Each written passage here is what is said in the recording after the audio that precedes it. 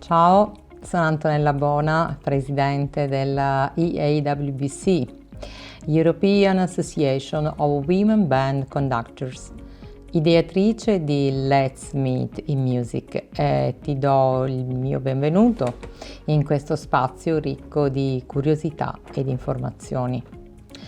Let's Meet in Music nasce dall'idea di proporre una video rubrica che tratta il kaleidoscopio degli argomenti musicali in un illuminante approccio alla materia. Gli appuntamenti avranno cadenza quindicinale e spazieranno dalla medicina legata alle necessità dell'artista ad argomenti che tratteranno aspetti relazionali e comportamentali di gruppo tra direttore e complesso musicale, oppure ad appuntamenti specificatamente e strettamente musicali.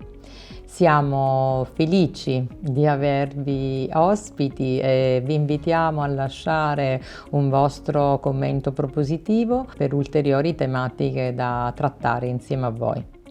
A presto e buona visione!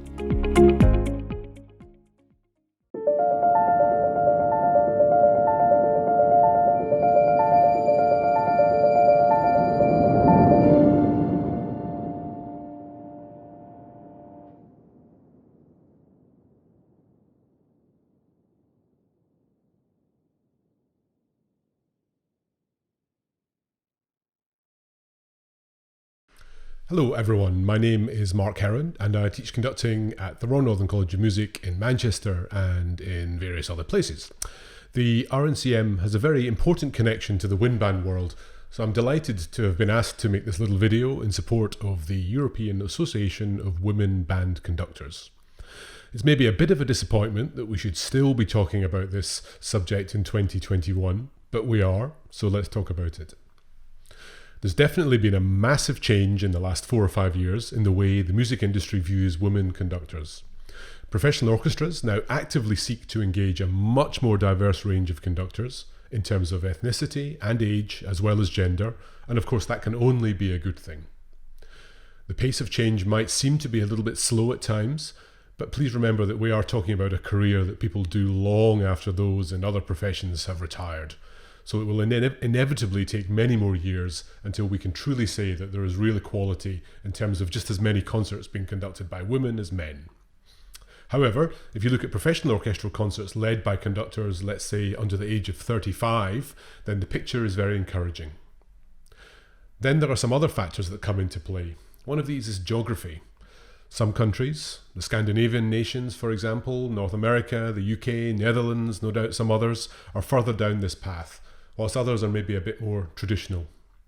Another factor, and this is why we're here, is different genres. Based on my personal experience, there's no doubt in my mind that the worlds of choirs and orchestras are ahead of wind bands and brass bands in achieving a better representation of women conductors.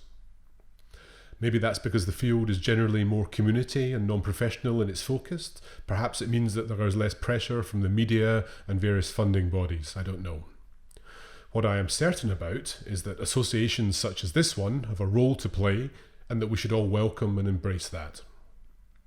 If I return to the professional orchestral world for a moment, it's clear that those of us involved in the education and training of conductors have a significant responsibility and role to play. There are now a lot more opportunities for women conductors, and it's really important that there are enough talented, well-taught, suitably experienced conductors ready to take advantage of those opportunities when they come along. In Manchester, we've been leading on this for a long time. In the 15 or 16 years since our Masters Conducting programme started, the class has never been 100% male. You can't say that about many of our competitors around the world, even now in 2021. And although we have yet to achieve 50% or more women conductors in the class, we're often not far off. Several recent and current students are having major success in the profession, and it's very interesting how different their views are on the topic of what we should be doing about this. These opinions range from those who simply cannot stand the idea of competitions or masterclasses that are only for women. They want to be judged and selected on their ability, nothing more than that.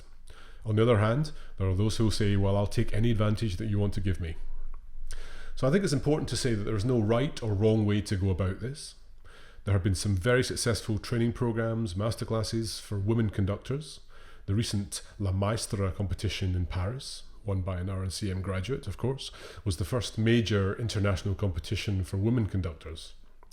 It attracted 220 applications from 51 different countries, and there was a load of agents and managers there to check them all out.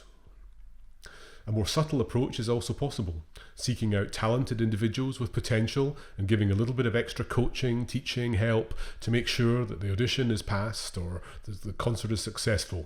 This is something I've done many, many times myself. What is not acceptable to me is doing nothing, shrugging your shoulders and waiting for someone else to do something about it. There's also an important point to make about the music that we play. As well as having more women conductors, we also need to have more diversity in terms of the composers we program. Again, I'm talking about ethnicity here as much as gender. In the largely non-professional wind band world, almost all programming is done by the conductor. So a very important step that we can all take, whatever age we are, wherever we are from, whatever gender we are, whatever colour our skin is to make ourselves more informed about all of the music that's out there and to reflect that in our programming. So, many congratulations to the founders of the EAWBC on this initiative. Best of luck with everything that you are planning, and I look forward to supporting you in any way that I can.